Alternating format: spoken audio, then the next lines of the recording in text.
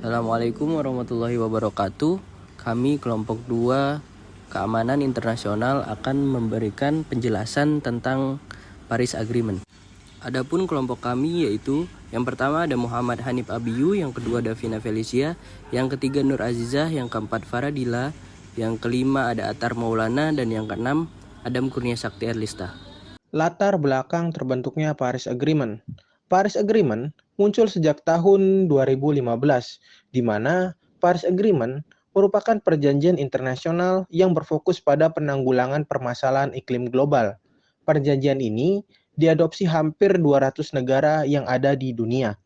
Perjanjian ini hadir karena perubahan iklim dari tahun ke tahun yang semakin meningkat.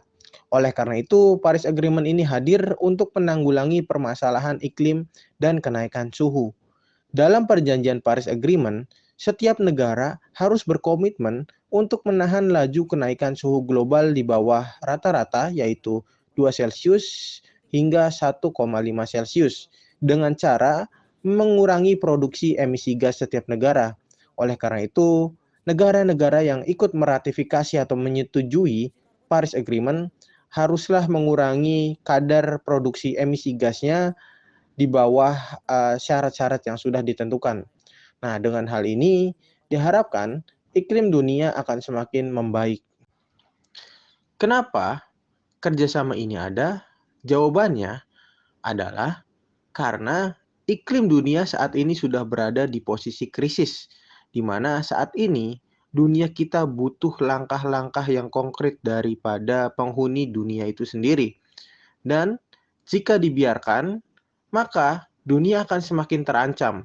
Oleh karena itu, dengan adanya perjanjian ini, diharapkan negara-negara yang sudah meratifikasi mampu menciptakan kerangka kerja untuk perubahan iklim. Selain itu, Paris Agreement merupakan sebuah kerangka kerja dari Perserikatan Bangsa-Bangsa atau United Nations Framework Convention on Climate Change atau biasa disingkat dengan UNFCCC yang disepakati oleh 195 negara di dunia, tepatnya di Paris, Prancis. Diharapkan dengan adanya perjanjian Paris Agreement, efek dari gas emisi karbon yang disebabkan oleh negara-negara bisa membuat sejarah untuk iklim global dunia. Lalu, apa tantangan terbesar Paris Agreement? Salah satu tantangan terbesar dari Paris Agreement adalah keluarnya Amerika Serikat dari perjanjian ini, di mana ketika Amerika Serikat keluar pada masa pemerintahan Donald Trump, itu memberikan banyak pertanyaan kepada negara-negara di dunia. Karena Amerika Serikat sendiri merupakan negara penyumbang emisi gas karbon terbesar di dunia setelah negara China. Dan dikhawatirkan ketika keluarnya Amerika Serikat dari Paris Agreement akan membuat iklim dunia menjadi terancam dan semakin tidak stabil.